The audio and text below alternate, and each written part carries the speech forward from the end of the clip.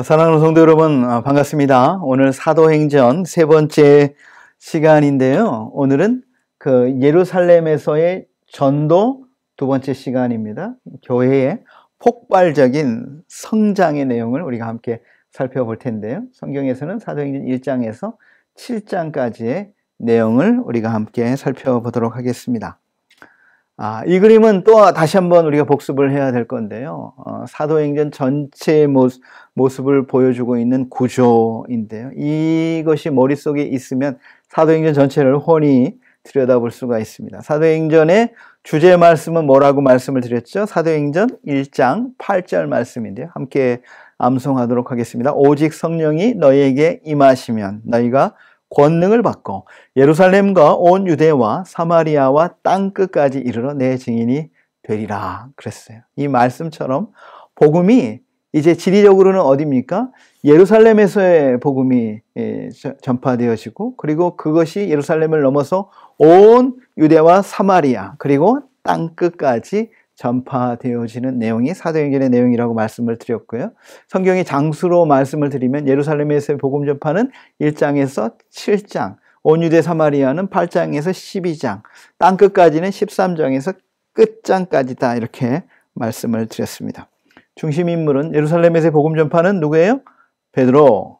온 유대 사마리아에서의 중심 인물은 빌립. 이 빌립은 사도 빌립이 아니고 7명의 집사님 가운데 한 분인 빌립 집사님 이시고요. 땅 끝까지 복음을 전파하는 것의 중심 인물은 바울이라고 했습니다.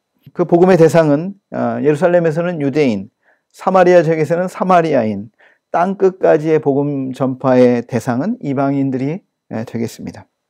교회로 말하면 교회가 세워지고 교회가 퍼져나가고 교회가 확장되어져 가는 내용이라고 말씀을 드렸어요.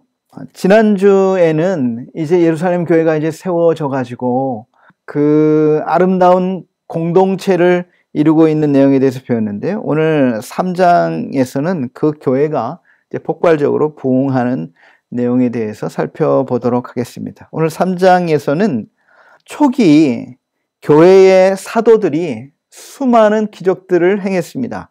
수많은 기적을 행했는데 오늘 누가는 그 수많은 기적 중에서 딱 한 가지 기적을 선택을 했습니다.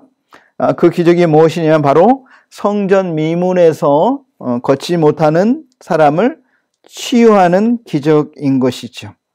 왜 이 기적을 선택했냐 하면 바로 이 기적이 뭐 대단해서가 아니라 이 기적으로 인해서 반기독교 세력이 교회를 박해하기 시작했다라고 하는 것입니다. 초대 기독교인들, 그죠? 유대교인이 아니고 초대 이제 기독교인들도 성전에서 계속 예배를 드렸습니다. 그래서 성전 예배에 계속 참여를 했어요. 그래서 이날도 베드로와 요한이 제9시, 그러니까 오후 3시에 성전 예배에 참여하기 위해서 성전으로 가고 있었는데 그 성전 문 앞에, 미문 앞에 있는 걷지 못하는 40세가량의 거지가 구걸하고 있는 것을 보게 됐는데요. 이 거지의 모습은 바로 구원받아야 될 그런 죄인의 모습과 아주 비슷합니다. 첫 번째는 그래요. 이 거지는요, 날 때부터 스스로 걷지 못했습니다. 또한 우리도 마찬가지, 영적으로 우리 스스로 하나님을 기쁘시게 할 수 없는 죄인의 존재인 것이죠. 또 거지는 성전 밖에 앉아 있었습니다. 성전 안에 들어갈 수 있는 자격이 없어요, 장애인들은. 그것처럼 오늘 우리도 마찬가지죠. 교회 밖에 있었습니다. 그리스도 밖에 있었습니다. 이스라엘 나라 밖의 사람, 약속의 언약들에 대해서는 외인이었습니다. 그리고 이 사람은 구걸하고 있었습니다. 또한 우리도 마찬가지죠. 행복한 삶을 얻기 위해서 영적인 도움을 구하고 있었던 바로 구원받아야 될 죄인의 모습이 바로 이 성전 앞에서 구걸하고 있는 그런 장애인의 모습인 것이죠. 베드로와 요한을 향해서도 이 사람이 돈을 구하지 않겠습니까? 하루를 살아야 되는 것이죠. 하루를 먹어야 될 돈이 필요한 이 사람이 한 푼 줍시오 하고 베드로와 요한을 향해서 손을 벌렸을 때에 베드로와 요한은 돈보다 더 큰 것을 주었습니다. 뭘 주었습니까? 예수님의 이름으로 이 사람의 문제를 해결해 주었습니다.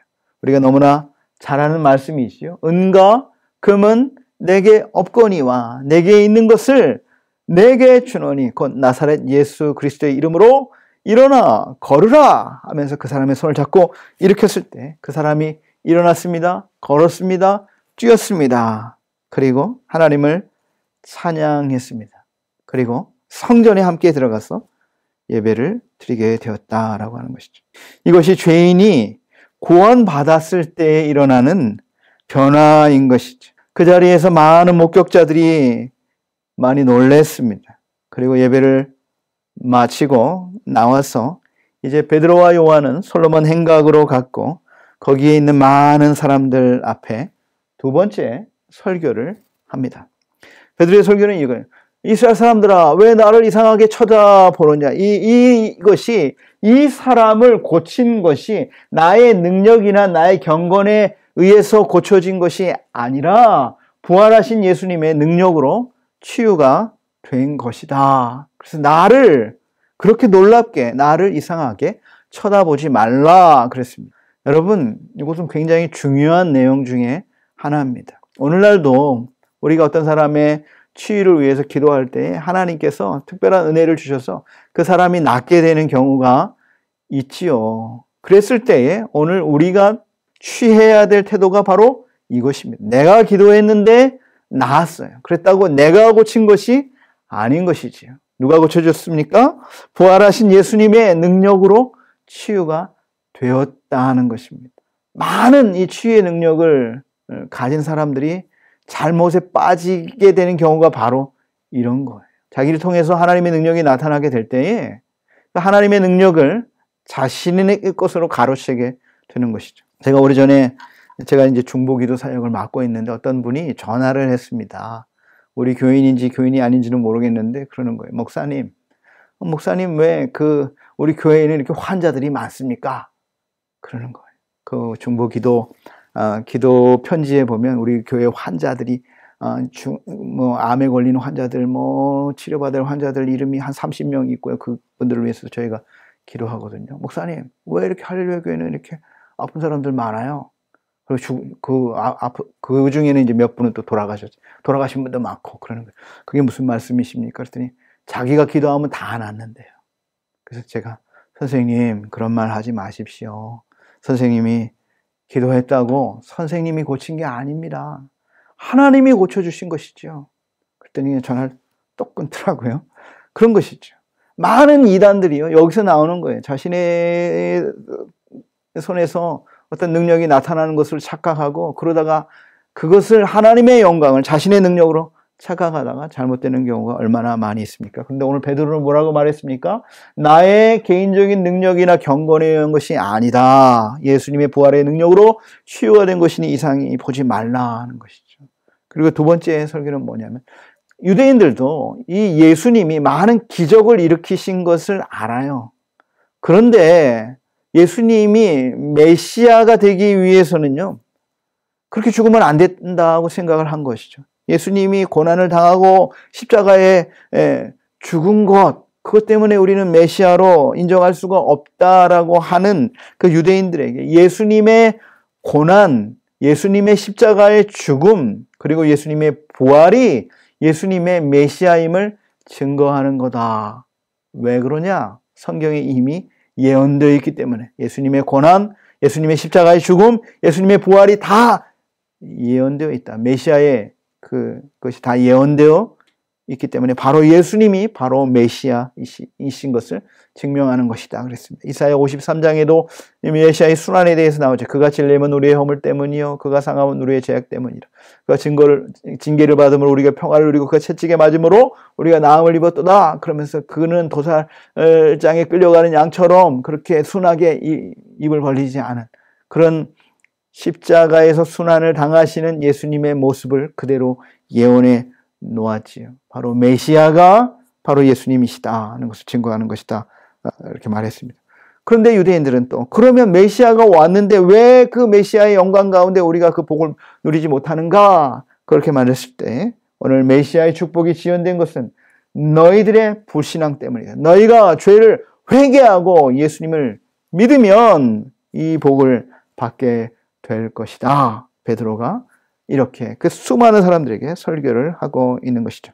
베드로가 이렇게 설교를 하는 동안에 성전의 관리들이 현장에 나타나서 베드로와 요한을 체포했습니다. 그리고 어디로 데려갑니까? 산헤드린 법정으로 데려가서 재판을 받게 하는 것이지요. 여러분, 산헤드린 법정이 어디입니까? 바로 예수님을 십자가에 못 박도록 언도했던 것이 산헤드린 법정이에요. 자, 산헤드린에 대해서 잠깐 살펴보겠습니다. 산헤드린 의회라는 것이 있는데요. 산헤드린 의회는 뭡니까? 이스라엘 전역에서 민사, 형사적 재판을 권장하는 71명으로 구성된 유대인의 최고 법정이에요. 산헤드린에 70명의 산헤드린 위원이 있고 그 위원장이 누구냐면 대제사장이에요. 그래서 71명으로 구성된 유대 최고의 정치, 종교 법정입니다. 그것에 끌려갔을 때 산헤드린 법정에서 말합니다. 너희가 무슨 권세와 누구의 이름으로 이런 일을 행했냐? 그러자 베드로의 대답이 무엇입니까? 너희가 십자가에 못 박고 하나님이 죽은 자 가운데서 살리신 나사렛 예수 그리스도의 이름으로 이 사람이 건강하게 돼서 너희 앞에 섰다. 너희들이 예수 십자가에 못 박지 않았냐? 그런데 그 나사렛 예수가 죽은 자 가운데 다시 살아나시고 그 나사렛 예수가 메시아가 되었기 때문에 그 나사렛 예수의 이름으로 이 사람이 건강하게 된 것이고 너희 앞에 지금 서 있다. 그렇게 말하는 것이죠. 치유받은 그 사람도 재판장에 함께 끌려 나와 있습니다. 성경 중에 많은 메시아 시편이 있죠. 메시아 시편 중에 118편 22절에 보니까 건축자들의 버린 돌이 집의 모퉁이 돌이 되었다는 것을 베드로가 인용하면서 바로 예수님이 바로 오늘 우리의 구원의 모퉁이 돌 메시아가 되신다 이렇게 예수님과 모퉁이 돌을 동일시했습니다. 예수님도 자기 자신을 바로 이 모퉁이 돌이라고 그 인용한 적이 있습니다. 베드로도 자기의 서신서에도 예수님을 살아있는 돌, 사한 돌이다 이렇게 표현을 하고 있죠. 사도들은 예수를 메시아라고 성경을 통해서 산헤드린 앞에서도 당당하게 증거하고 있는 것입니다. 이 베드로가 사실 메시아에 대한 구약 성경에 대한 엄청난 지식을 가지고 산헤드린 앞에서 당당하게 설교하고 있는 것이지요. 그래서 뭐라고 말합니까? 다른 이로서는 구원을 얻을 수가 없나니 천하 인간에게 구원 얻을 만한 다른 이름을 우리에게 주신 일이 없다. 메시아 예수 그리스도를 통해서만 유일하게 구원을 얻을 수 있다. 당당하게 설교하고 있는 것입니다. 베드로의 설교를 들은 이 산헤드린 법정의 사람들이 놀랐습니다. 아니, 이 사람 누구냐? 이 사람 저 갈릴리에서 고기 잡는 그 근본 없는, 학문 없는, 별볼일 없는 범인들인데, 평범한 사람들인데, 이렇게 주저함 없이 성경을 들어서 예수의 메시아임을 증명하는 것을 보고 놀랐습니다. 그리고 이제는 예수의 이름으로 말하지도 말고 가르치지도 말라, 이렇게 경고를 하고 풀어줬습니다. 사도들은 하나님 앞에 상소하고 있는 것이죠. 하나님 앞에서 너희 말을 듣는 것이 하나님 말씀 듣는 것보다 옳은가 판단하라. 우리는 너희의 말에 순종할 수가 없다. 이렇게 당당하게 말하고 있는 것입니다. 여러분, 오늘도 마찬가지입니다. 오늘 우리는요, 정부가 만든 법을 우리 시민이 다 순종해야 되지요. 그죠? 그러나 그 법이 하나님의 말씀을 거역하는 법이면 그 말씀을 순종할 수 없다는 것입니다. 제 친구가 중국에서 중국 선교사로 20년 동안 사역을 하다가 최근에 중국에서 이제 추방당해가지고 다시 돌아왔거든요. 근데 이 중국 선교사님들이 하는 일이 뭐냐면 한국에서 이 성경책 있잖아요. 성경책을 몰래 가방에 숨겨가지고 가서 중국에 있는 우리 동포들에게 성경책을 나눠줍니다. 성경책이 굉장히 귀하거든요. 요한복음 이렇게 작은 쪽복음 하나도 그 마을에 없어가지고 그 한 권 가지고 온 마을 사람들이 다 성경을 다 외울 정도로 그렇게 귀한 것이 성경이에요. 그래서 성경책을 숨겨가지고 이렇게 들어가서 복음을 전하기도 하는데, 어쩌다가 이것이 걸리면 성경책도 다 뺏길 뿐만 아니라 다 이제 선교 사역을 못하고 추방을 당하기도 하는 것이죠. 그런데 어떤 사람들은, 비판적인 사람들은 그렇게 얘기합니다. 왜 중국에서 법적으로 금하고 있는 것을 법을 어겨서까지 그 복음을 전하고 선교를 전하는 일을 하냐? 그렇게 하면 안 된다. 중국 법을 위반하면서까지 복음을 전하는 것은 올바른 선교 방법이 아니다. 이렇게 이야기하는 사람들이 있습니다. 그런데 여러분, 중국의 법이 하나님의 말씀을 거역하는 법이면 그 법에 순종할 수가 없는 것이죠. 여러분, 우리 일제강점기에 어땠습니까? 우리나라를 지배하고 있던 일제의 법이 무엇이었어요? 신사에 참배하는 것이었어요. 천황에게 절하고 예배도 드릴 때도 천황에게 절하는 것이. 그게 일제의 법이었는데, 그것이 하나님의 말씀에 거역되는 법이면 그거 순종할 수가 없지요. 그래서 수많은 우리의 믿음의 선배들이 그것을 거절하고 핍박을 당하고 죽임을 당하고 그러지 않았습니까? 그것에 저항하지 않았습니까? 오늘 베드로도 그런 것이죠. 하나님 앞에서 너희 말 듣는 것이 옳으냐? 하나님 말씀 듣는 게 옳으냐? 나는 하나님의 말씀에 순종하지 않을 수 없다. 그런 것이죠.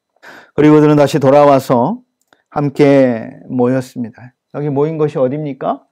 바로 마가의 다락방인 것이죠. 우리가 나중에 또 마가를 살펴보겠지만, 마가는 어릴 때 이 다락방에서 예수님이 제자들과 함께 이 다락방에 여러 번 오신 것을 마가는 목격했고요. 그리고 120명의 사람들이 여기서 성령의 충만함을 받은 것을 보았고요. 사도들이 또 늘 이곳에 와서 함께 기도하는 것을 목격했던 사람이었어요. 그래서 마가는 예수님의 제자는 아니지만 마가복음을 기록하게 되지 않았습니까? 이 사도들이 함께 모여 다시 기도회를 하는 것이죠. 첫 번째로는 담대함을 위해서 기도했습니다. 하나님의 말씀을 담대하게 전할 수 있도록 기도했습니다. 담대함은 성령께서만 주실 수 있는 능력이지요. 그래서 이들이 기도할 때 성령이 다시 충만함을 경험하면서 담대함을 얻게 되었다 하는 것입니다. 또 한 가지 구한 것이 있어요. 예수의 이름으로 병 고치는 능력을 구했습니다. 손을 내밀어 병자들 위해서 기도할 때 병을 낫게 하옵시고 표적과 기사를 거룩한 종 예수의 이름으로 이루어지게 하옵소서. 그랬습니다. 그렇게 기도할 때 성령이 그들에게 다시 충만하게 임하자 모인 것이 신동하고 성령이 충만해져서 담대함과 능력을 받게 되었습니다. 교회는 계속 성장했습니다. 믿는 사람들은 존경을 받았습니다. 이 첫 번째 핍박이죠. 근데 이 첫 번째 핍박은 견딜만 했습니다. 사도들은 다시 석방되면서 또 부활하신 예수님을 그 사내들인에서 전하지 못하게 했지만 그들에게 순종할 수 없다 이렇게 말했고 전도는 계속되었습니다. 그럼에도 불구하고 이 지상에 있는 교회는 또 완전하지 못한 교회지요. 그래서 내적인 문제, 또 외적인 문제 이런 것들을 또 겪게 되는 것입니다. 4장 32절에 보니까 초대 교회가 이제 갑자기 막 늘어나지 않습니까? 120명에서 3,000명이 됐어요. 그 다음에는 5,000명이 되지 않았습니까? 5,000명이라고 하는 것은 남자 어른들만 5,000명이니까 여자들과 또 어린이들 합치면 한 3만 명 되는 우리 교회보다 더 큰 대형 교회가 된 것이죠. 갑자기 많은 사람들이 모이고 그러니까 사람들에게 필요도 많지 않습니까? 그리스도 안에서 한 몸이 된 공동체, 믿음 안에서, 사랑 안에서 동일한 한 몸, 한 지체가 되었으니까 서로에게 필요한 것, 공동체가 필요한 것, 그것들은 서로 자기의 소유마저도 기꺼이 나누어서 함께 사용하는 공동체가 된 것이지요. 여러분, 나눔 공동체라는 말이 참 듣기에 좋습니다.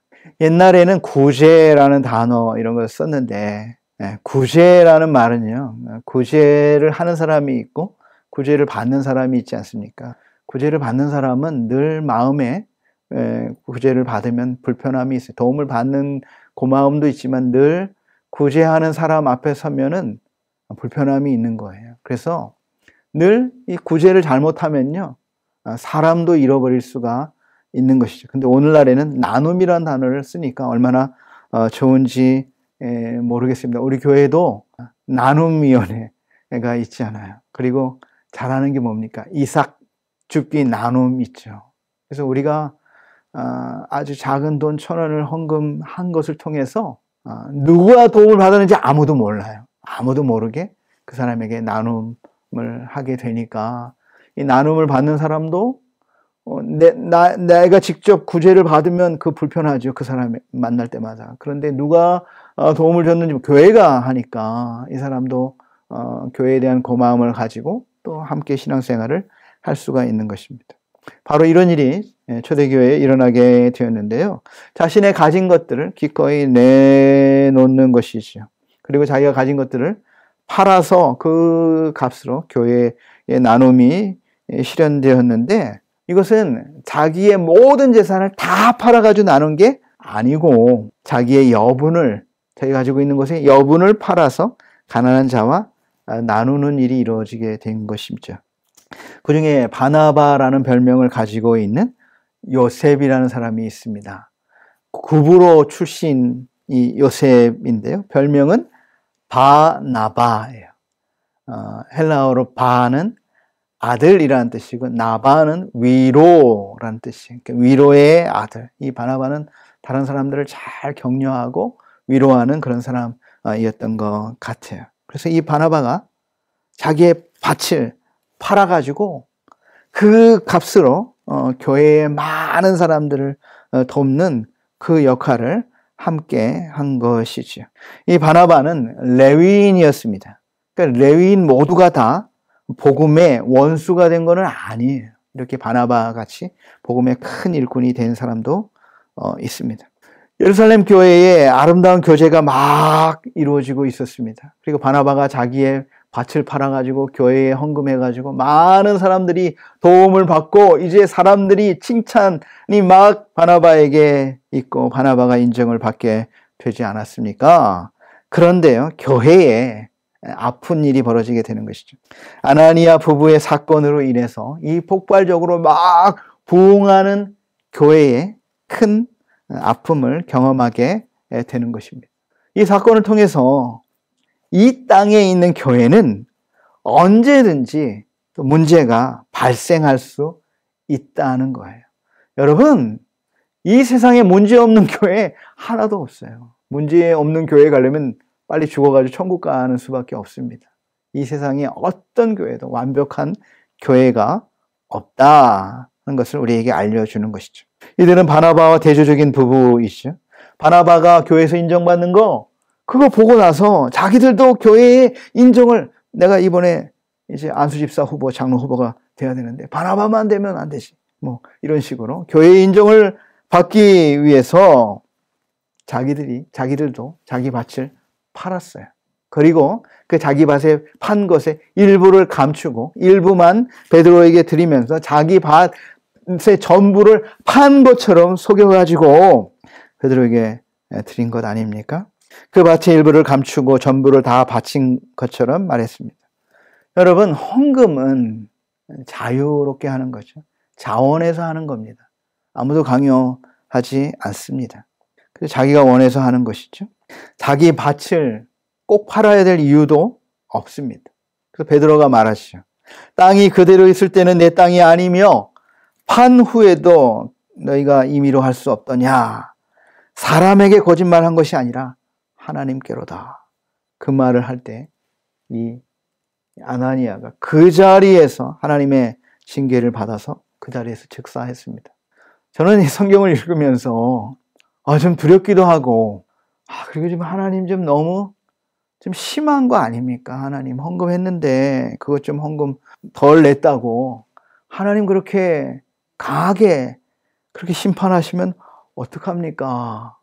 그런데 오늘 교회는요, 교회가 폭발적으로 막 부흥하고 있는 것에 마귀가 역사를 하고 있는 것입니다. 성령을, 이 아나니아의 행위는요, 베드로를 속인 게 아니라 하나님을 속이려 했다는 것이죠. 아무도 하나님을 속일 수 없습니다.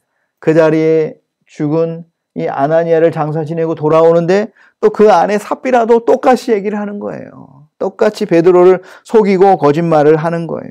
그러자 또 뭐라고 말합니까? 내가 주의 영을 시험한다 이렇게 말하고 있는 거죠. 처음에는 하나님을 속인다. 그러더니 주의 영을 시험한다. 이렇게 말하지 않습니까? 하나님과 하나님의 영은 같은 하나님이시다는 것을 말씀해 주고 있는 것이죠. 하나님의 성령은 하나님이십니다. 여기에도 삼위일체 교리가 드러나고 있는 것이죠. 이 초대교회에 일어난 이 첫 번째 비극이죠. 이것을 통해서 교회가, 온 교회 성도들이 이 이야기를 듣고 다 두려워했어요. 그리고 교회란 단어가 사도행전에 처음 등장을 하게 됩니다. 교회는 계속 성장을 했습니다. 그리고 이제 성도들이 계속해서 부흥해가지고 몇 명까지 됐냐 하면 약 1만 명의 성도가 됐어요. 아까도 얘기했지만 1만 명이면 한 어린이와 여자들까지 합치면 3만 명이 넘는 어마어마한 대형교회가 된 것이죠. 조금 전에 아주 심각한 문제가 일어났지만 그로 인해서 교회는 더욱더 교회의 권위가 세워졌고 교회가 더욱 부흥하는 계기가 되었습니다. 그러자 이 대제사장과 사두개인들이 이 사도들이 날마다 증가하는 인기 때문에 위협과 질투를 느끼고 그들을 다시 이번에는 12명의 사도들을 다 잡아가지고 다 감옥에 집어넣어 버렸어요. 그런데 무슨 일이 일어났습니까? 그날 밤에 천사들이 나타나가지고 이 12명의 사도들을 다 꺼내냈습니다. 그래가지고 그 다음날 보니까 이 사람들은 어디가 있습니까? 다 성전 앞에서 또 사도들은 전도하고 있는데 관원들이 그 사람들 끌어다가 신문하려고 가봤더니 그 감옥에는 다 텅텅 비어 있는 것이죠. 다시 이들을 끌어다가 이제 산헤드린 앞에 세우게 되는 것이죠. 그들을 즉시 체포하지는 못했지만 산헤드린에 데려와서 책망을 하게 됩니다. 너희들 내가 복음 전하지 마, 예수의 이름으로 아무것도 전하지 말려고 했는데 또 복음을 전하고 있다. 그럴 때 우리가 사람보다 하나님의 말씀을 순종하는 것이 마땅합니다. 이렇게 사도들은 당당하게 그 산헤드린 앞에서 설교를 한 것입니다. 그러자 이 사도들이 너무나 화가 나가지고 이놈들 다 죽여버리겠다. 그렇게 하고 있을 때에 한 사람이 충고를 합니다. 그 사람이 누구냐면 바로 가말리엘이라고 하는 아주 지혜로운 사람이죠. 그러면서 지금은 그렇게 강한 정책이 아니라 부드러운 정책이 필요하다고 설득을 합니다. 이 예수운동, 새로운 운동이 단순한 인간의 운동이면 가만두어도 없어질 거다 이거죠. 그러나 하나님의 운동이면 아무리 반대해도 소용없다 이렇게 말하면서 두 가지 예를 드는 것이죠. 전에 드다라는 사람이 일어나서 400인이 그 사람들을 막 따랐지만 그러나 드다가 죽은 다음에는 그 드다를 따르는 사람들이 다 사라졌다. 유다라는 사람도 마찬가지죠. 수천 명의 사람들이 유다를 따랐지만 유다가 죽은 다음에는 다 사라져버리고 말았다는 것이죠. 이 사도 바울과 동시대에 유대인 역사가가 있습니다. 요세푸스라고 하는 유대인 역사가가 쓴 기록에 보니까 그 당시에 이 유대 땅에 1만 번의 소요가 있었고 반기를 들었던 사람들이 1만 명이다. 그 십자가형을 받은 사람들이 2,000명이나 되었다 그랬습니다. 드다와 유다가 죽자 그 운동이 사라졌죠. 예수도 죽었으니까 그것 때문에 이제 곧 사라질 거니까 너무 신경 쓰지 말고 편안하게 부드럽게 대하라. 그랬던 이 가말리엘의 예측은 완전히 빗나갔습니다. 산헤드린의 지도자들이 이 가말리엘의 말을 듣고 사도들을 매질하고 석방을 했습니다. 몇 대를 때렸습니까? 39번, 40에 하나 가만 매를 때려서 석방을 했죠. 사실 신명기서에 보면은요, 매를 때리는데 40번까지 때릴 수 있다 그랬거든요. 40번을 넘기면 안 돼요. 40번까지는 때릴 수 있습니다. 그런데 왜 신약에 와서는 40에 하나 하나 감한 매를 맞습니다. 사도 바울도 내가 40에 감한 매를 여러 번 맞고 태장으로 맞고 뭐로 맞고 엄청난 고난을 당하지 않았습니까? 매를 막 이렇게 때리다 보면은 숫자를 세다가 잘못해가지고 40을 때려야 되는데 잘못해가지고 41대를 때리면 율법을 어긴 게 되잖아요. 그러니까 이 사람들은 아주 안전하게 하기 위해서 39번까지만 때리는 거예요. 그러니까 실수로 한 번 더 때려도 40을 넘어가지 않기 때문에 그런 것이죠. 사도들이 매를 맞았습니다. 그런데 태장의 형벌도 복음을 전하는 것을 막지 못했어요. 그래서 저들은 석방되어서 날마다 성전에 있든지 집에 있든지 예수는 그리스도다. 예수가 그리스도다는 말이 뭡니까? 예수는 메시아다 이런 뜻이죠. 그리스도라는 단어와 메시아라는 단어가 같은 말이에요. 그리스도는 헬라어고 메시아는 히브리 말이지 않습니까? 그러니까 바로 예수님이 구약 성경에 예언한 구원자이시다라고 하는 것을 집에 있을 때든지 성전에 있을 때든지 날마다 가르치고 전도하기를 쉬지 않았다 그랬습니다. 교회가 막 성장을 하는데요. 그 교회는 열심히 있는 목회자만으로 성장할 수는 없어요. 교회의 모든 구성원들이 성령의 감동으로 다 함께 동역할 때 교회가 건강하게 성장할 수가 있습니다. 교회가 계속해서 성장했는데 이제 문제가 발생했어요. 막 이제 120명의 교회가 3,000명이 되고 5,000명이 되고 10,000명이 되니까 이 교회가 감당할 수 없는 그런 새신자들이 늘어난 것이죠. 여러분 우리 할렐루야 교회 하루에 한 주에 500명씩 새 가족이 온다 그러면 목사들이 감당할 수가 있겠습니까? 너무나 이 일을 감당할 수가 없는 것이고 교회의 내적인 문제가 증가한 것이죠. 성도들을 돕는 그 나눔을 해야 되는데 히브리파 가부들이 있었고 헬라파 가부들이 있었는데 히브리파 가부들에게만 나눔이 잘 전달되고 저 헬라파 가부들은 차별이 일어나는지 제대로 나눔을 받지 못하는 겁니다. 그래서 교회 안에 막 불평과 불만이 막 터져나오기 시작을 한 것이고요.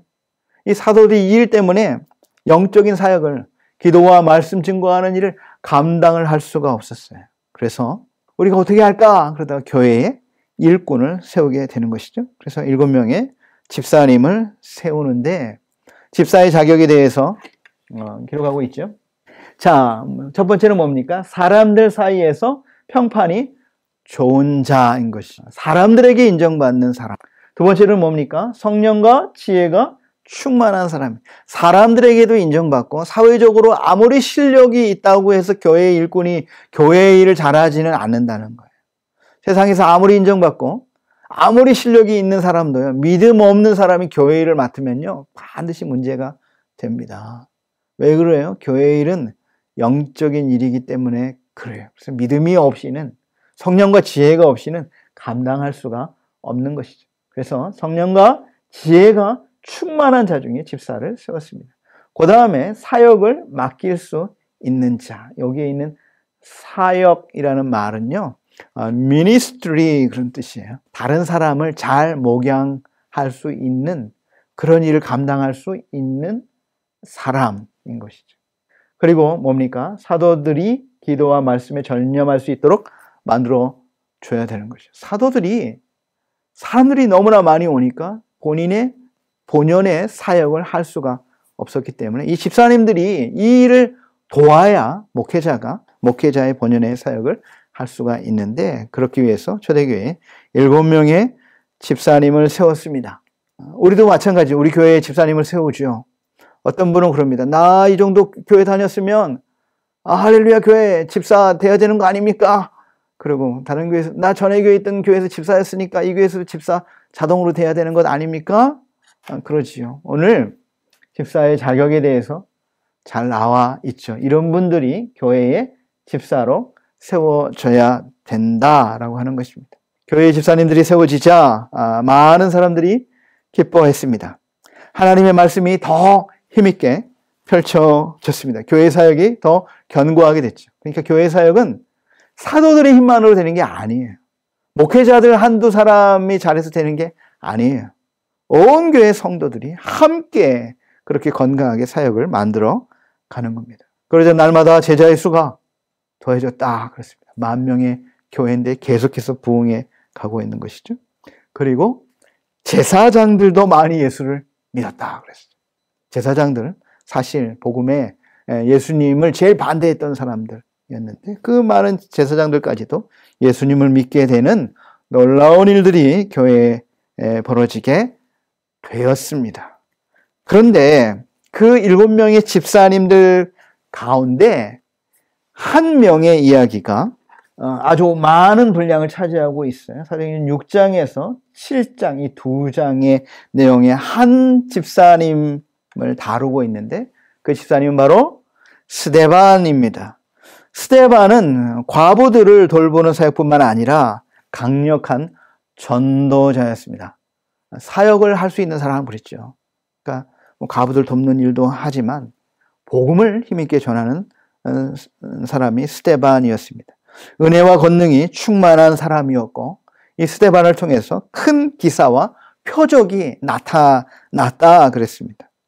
그것은 하나님의 임재에 대한 증거이지 않습니까? 성령 충만에 대한 증거이지 않습니까? 그래서 스데반은 성전에서뿐만 아니라 회당에서까지 나아가서 전도를 했습니다.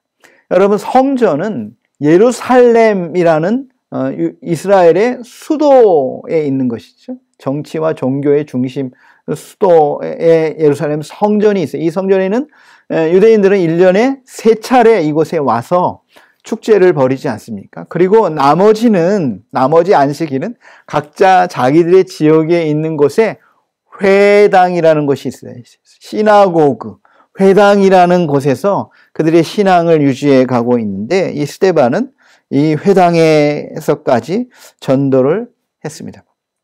그런데 거기서 예수를 전하는 스데반의 지혜와 능력을 감당할 수 없게 되자 이 스데반을 거짓으로 모함해가지고 산헤드린 법정 앞에 스데반을 세워서 재판을 받게 하는 것이죠. 그때 스데반이 이 산헤드린 앞에 서서 설교를 하는 내용이 아주 긴 내용으로 나오는데요.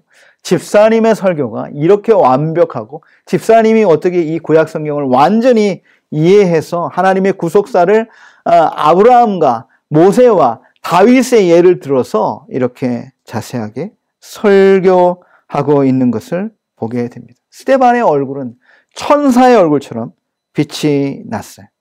이 설교를 들은 산헤드린 사람들은요, 이 스데반을 성전 밖으로 끌어내서 옷을 벗겨서 청년 사울에게 맡기고 스데반을 돌로 쳐서 그 자리에서 죽였습니다. 초대교회의 첫 번째 순교자가 나오게 된 것이죠. 고대 신학자 터툴리안은 이런 말을 했습니다.